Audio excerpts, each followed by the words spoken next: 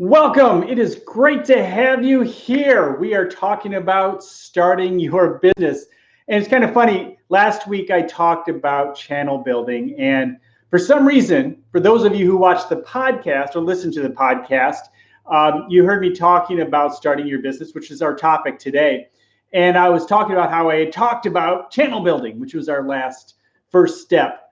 And the fact is, I was thinking about this live video, not my last week. So those of you who listen to the podcast, I will make some of that information up. And you can always catch the podcast over at roshsillars.com. So we are, we have Tech Worldwide here. Great. Thank you for being here. And so this week, I will talk about starting the business. I'll go through that conversation. But as always, I'm happy to answer questions. And we're here on YouTube. A lot of us love YouTube. And after I'm done with this, I'm happy to answer YouTube questions as part of the conversation. I'll always do that, I think. I think that's just the nature of the beast in terms of what we're doing. We're business people and we're on YouTube and we want to improve our YouTube. But this is an overall business channel. And so our topic, starting your business, and what is it you need to be considering and what is it you need to do to start your business. And here's the basic fact. You have to start.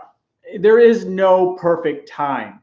And the perfect time is now. And as I mentioned before in last week's episode, we talked about how building a channel to develop your audience is important. And so when you're going through this process, it's okay to set some things up ahead of time. You need to give yourself a timeline and say, look, I need to set these things up within the month and then get to starting. Because a lot of times we think that we have to have all these things in place. And the fact is, you do not know what you don't know until you go through the process, until you actually start your business. You don't know what your clients need. You don't know what your future clients need. You don't know the processes, which we will talk about more next week, improving our processes. But you don't know which processes to improve until you get going. And hey, I do see some questions on the side. I want to acknowledge them, and I'll get to them as we go through the process. I just don't want to because I can easily go way off on la la land. So I want to make sure I'm focused on my topic, and I will definitely go through the chat and answer questions. So no worries. So feel free, keep putting them in. And if something pops in your mind as I'm talking, feel free to just put it in and I'll come back. So one of the most important things you need to do in the first steps of understanding your business and starting your business is understanding the problem you're solving. And I think a lot of times we forget that we are problem solvers. And let me give you an example of what I talked about on the Business Photography podcast, my creative marketing podcast. And actually more specifically, a video I have coming out soon. And so a little sneak preview is the fact that I said, look, photographers, your problem isn't that people need a photograph. That is not your problem. The best way to figure out your problem that your business solves is to figure out the problem without your solution. In other words, that person has no idea there's a camera or a photograph can be taken. And so if you're starting a business and you understand what your product or service is, ask yourself the question, what is their problem that they need solved? And the fact is, my solution isn't available. Just take your solution, your product out of the equation and start digging deeper from there. Because sometimes we think people have a photography problem. We think they have an insurance problem, or whatever it may be problem, whatever it is we're selling. And that's not the problem. The problem is they don't have my product or service. No, that is not the problem. So take that away and you're going to do much better. The next steps in that process is understanding the persona. Who has that problem? Who is that person? And not only who is that person, But what is their day like? When does that problem come up during the day or during the week or during the month or the year? Do they care about that problem? And if they do, what is it that they are doing to find? Where would they go to find the answers to that problem? Again, they don't know of your product or service. So you have to base it off of that.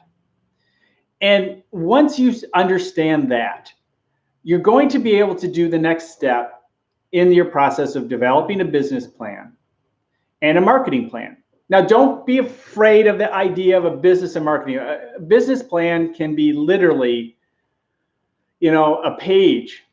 A marketing plan could be half a page. The key is that you actually pull it back out after a few months and look at it again. And a lot of times, if you ask business owners if they have a business plan, they'll say, oh, yes. When was the last time you looked at it? It's probably a year ago, 2 years ago, when they wrote it and put it in a drawer, and that's it. So a business plan is to help guide you. It's not always required to start a business. And sometimes people just kind of look at it. It's like, okay, these are some things I need to fill out, some lines, some questions I need to fill out. But who cares? And that's not it. You want it to be a active, useful, helpful tool to look at your competition. See who is your competition. We like to look at competition as inspiration of what to do or not to do. Sometimes our competition is horrible, and we understand we see a wonderful opportunity in the marketplace. So we go in and we use them as inspiration and apply what we've learned to our business and see how we can do it better. Looking for what is wrong in your industry. What are the biggest complaints in your industry can be extremely valuable. The people who complain about your business the most, they're the most valuable. They may not like you and you may not like them, and you may not want to hear what they have to say. And if it happens once in a while, no big deal, I guess. I mean, it's always a big deal when someone's not happy. But if you see a pattern, like people are complaining about the same thing over and over again, well, here is your opportunity to improve, because chances are they're complaining about that with other companies too. So if you can eliminate that problem, you are going to be ahead of the game. And hey, look at the reviews. Look at the Yelp reviews of your competition. Look at the Google reviews of your competition. What do people like about them? What do people not like about them? These are things that sometimes we think we have to know before we start our business. And it's helpful, but nothing should stop you from starting. The number one thing that will help a business fail miserably immediately is not starting. Most businesses have not been started. Most of them. Out of all the business opportunities and ideas in the world, most of them were never started. And that's why that is the biggest failure component, just like YouTube. The biggest thing, the number one thing is people not actually starting their YouTube channel. And it's the same with your business. You have to actually get in the process. But these are some things that can help you in that starting process. But let that be part of the process. Again, we talk about our combination. We have a combination. We talk about the combination code. And one of the things that I often talk about, I actually mentioned this the other day, when my channel went to 1,000, second channel went to 1,000 subs, my other one. And, look, the bottom line is everybody has to find their right combination. Everyone has to find their right combination. However, it's only the people who quit that fail. And it's the same with your business. You can start your business now and be assured that it's going to be different down the road. And that is okay. Start it now and learn. Learn from your customers. Learn from your audience that you have built. And then start making those other decisions. Start to learn, maybe redefine the persona. How often has a business started and realized, wow, I have this product or service, but people are using it a little bit differently over here. They're kind of making this work, but it's not totally right. If they only had these adjustments to the product or to the service or what you do or what you provide them, they would actually use it and buy it in this other form. So you would never know that unless you started, unless you actually went through the process of procuring the product or the service, or understanding the product or service, and going through the process of getting your first clients and through all the way through the follow-up. There's no way you could possibly know what to do next without that starting point. So we have this whole chart, this whole process of 1 through 10. In our combination code, 7531. Next week, we're talking about process. 7 is 7 sources of income. The 5 is 5 people to support your business. The 3 are 3 processes. 1 is channel building, which we talked last week, and we talk about processes next week. And channel building can support you before you do this number 2 step, which is start. And then, so when you start, you have one process. When you start, you have one process, which is one starting and going through the process of a complete sale, one complete sale.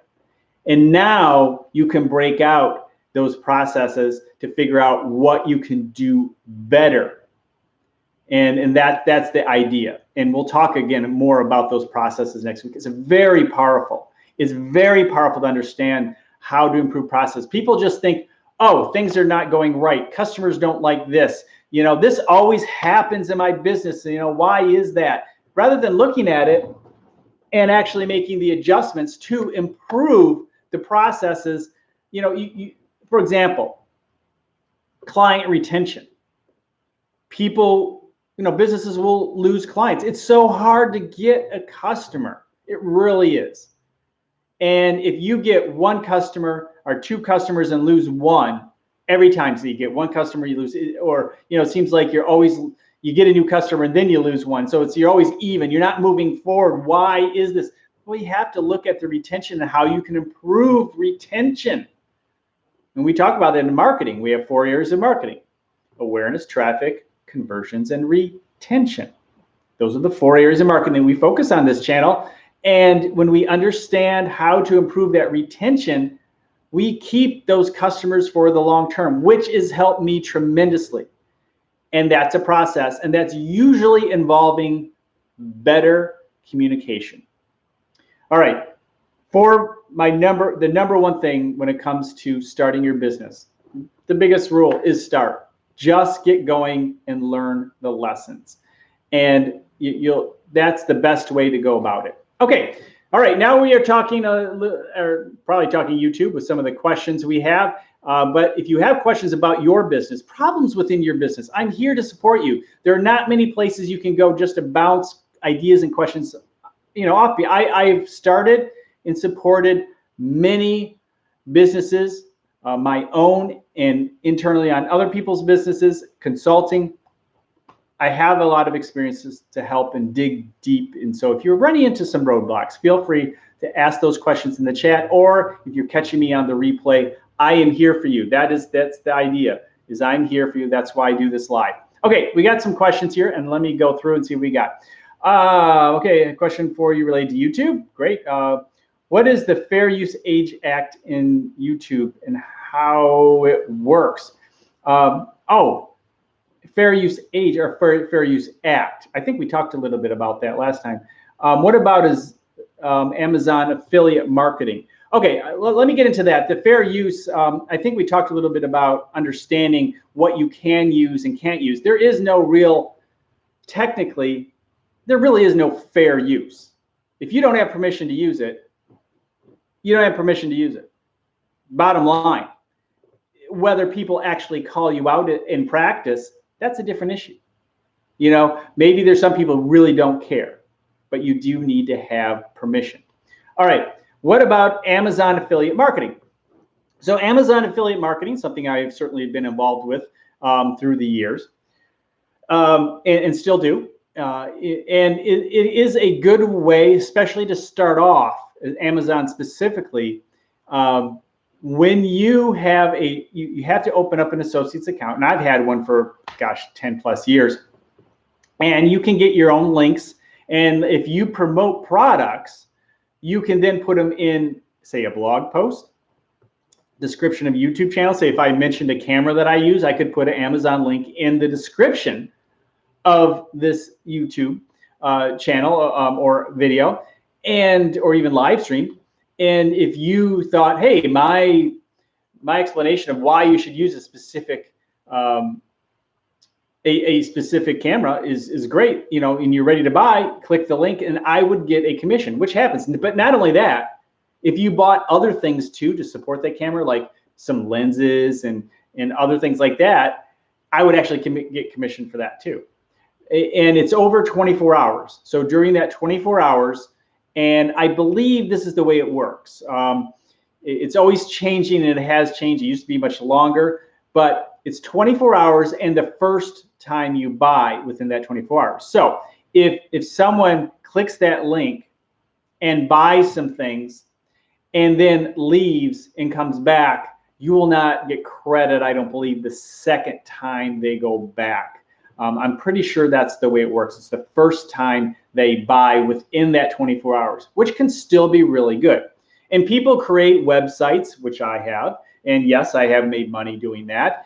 And it's not a bad way to go, but if you're going to do that, you really have to understand search engine optimization if you're going to do it for free. In other words, people finding your blog. If you're really interested in that, I would definitely watch Doug Cunnington. He is excellent with his KGR approach, which is the keyword golden ratio. KGR it allows you to help get some traffic to your blog early on with, you know, traffic that there's very, you know, there's traffic for some certain keywords, but there's very little competition. It can help develop your blog a little quicker. And I think that's been pretty darn good. So that's a good one to go. There's a few people out there that are doing a good job, and I do appreciate what they're doing in the explanation. So there are a number of YouTubers out there who are sharing some interesting ideas. Now, if you use ads, you really need to understand what your ROI is, how much you can actually spend to get a sale. Now, I have a friend who was early in the game of selling beds online with affiliates, and he used ads to drive to his YouTube channel for expensive beds, and he was getting a positive ROI because he was early in the game, and he was driving people for these new beds that are coming out that can be mailed to your house, and he did a great job, and he positioned himself in the world with you know his brand of, you know, why he's the person you should trust, and it worked out pretty well for him. However, you know, a lot of times it costs more to drive the amount of advertising to the product, and then the commission you get, which is often around 4%. Some are higher, some are up to 10%, but on average, you're going to see 4% on average from Amazon, which leads me to another topic related to affiliate marketing. And I'll get to that in a moment, but ultimately you have to understand and do the numbers to make sure that, you know, you don't spend, you know, $1,000 to make $200. And that's why advertising for affiliate in the good old days, yeah, it was easier when clicks were really cheap. And in some cases, even Facebook has some pretty good deals, but video is still a great place to go and to consider but you got to do the numbers. But there are also better affiliate programs than Amazon too. There are companies out there that you can connect with who will give you much better rates than 4% and bigger products, maybe packages that are multiple thousands of dollars that you could sell, and you get a 20-30% cut. So you could make $1,000, $500 per sale. But I would recommend, since we're talking Amazon affiliate, I would start there. I would start with Amazon, learn how to do it well, maybe develop an authority site of sorts or a niche site that you think would be right for you, something that you would be excited about writing about and find value in. Because remember, you can burn out real easy by doing things that you're not interested in. That's true with affiliate marketing. That's true with YouTube. That's true with starting your own business. If you go for the money, chances are, in many situations, you will burn out before you do enough work to make it work for you. So many people are looking for the quick money in business, quick money in affiliate online marketing, quick money in YouTube, quick money in email marketing, or whatever it may be. And it does happen. And we all think it will be us. We all do. And it very well may be. But most of the people that win were in for the long haul and made it work over time. So many overnight successes took years to happen. They consider them overnight success because we didn't hear about them. I have friends who are major rock stars, literally. I've known them before they were rock stars. And some of them worked for years, pounding, years. Nobody heard of them, maybe a small following, a fan base, and then they had that hit. And man, did they go. Hey, it's Michael Angelo Caruso. Oh my goodness, thank you for being here. Just wanted to say hello. Well, thank you for being here. I appreciate your support, Michael. Michael's a great guy. If you want to learn how to present, like a pro, Michael Angelo Caruso is the guy. If you want to be on stage, if you want to do better on YouTube, if you want to podcasting, follow him right now. He has so many videos on his YouTube channel. So thanks for stopping by, Michael. I just talked with him the other day, and he's such a great support of this channel. We like to support each other because, you know, again, we're both local Detroiters, and so we get to see each other once in a while in person, and so good stuff. Again, thanks, Michael. So any more questions we have coming in? Let's see here. The affiliate, we talked about affiliate. The fair use, we talked about that. Well, let's talk a few more topics related to the main topic of this show, of course, which is starting your business. And those of you who have questions on the other side, on the replay, put them in the comments. I will be there for you. And those of you who have questions that are live, I'm again happy to throw me some curveballs. I've covered a lot of these areas, so I probably have an answer, a helpful answer at some level. No matter the size of the company or the type of business you want to get involved with. I do have specialties in all these areas that, crazy enough, I kind of, starting your business, and we talk about niche. And one of my biggest things I say, you got to niche down. And then, you can reasonably look at me and say, but you don't niche. You know a lot of different things. But here's the deal. I studied so many of these. I'm old enough. Let's get down to it. I'm old enough where I intensely, you think about college, 4 years of college, and you learn a lot. But I learned, when you study all day long, not just a few hours once a week, but like all day long for 2, 4, 3 years, I get a master's degree in a lot of this stuff. And I've done this over and over again. So when new stuff comes out about search engine optimization and affiliate marketing or video marketing or blogging, I've written books on this stuff, and I write articles on this stuff, which just reminds me I have an article on Facebook due tomorrow. Guess what I'm doing after this live chat? And so I've just been able to watch. I'm lucky enough to have been there early in the game to watch this whole thing evolve. And I understand many of you who just jump into this for the first time, there's so much more for you to learn than there was when I started. So it's been like a gradual increase, like the water boiling and the frog in the pot thing. The frog doesn't know that water's boiling. It's just gradual, where you could just looking at the boiling water like, oh my gosh. So it is. I understand, and but these days, all these areas are just so congested that you're just going to do a better job niching down. And when I did start my main podcast, I focused on photographers, digital marketing, social media. I would love to have been like the big social media guru at the time, but I knew that I had to focus on photographers and support my industry, and it worked. And I got to the national level doing that. And And I kind of went away from that, and I had a hard time. Then, okay, I have this channel, and then I have great community here. But the other channel grows faster because it is a very focused community. It's, again, back to photography on the other channel. So anyway, that's the deal. And so when you're starting your business, you need to understand that niche. You need to understand the people that you're serving. You need to understand the problem that you solve for them. And as I mentioned before, really do that exercise, just like I did with the photographers. Take away the fact that this person needs a photograph or a photographer. What's the real problem? And so, because a lot of times, again, too many photographers think, oh, they need a photograph. No, what's the problem? Do they need to feel better about themselves? Do they need to sell more of this product and don't realize good photography used in a specific way will help them?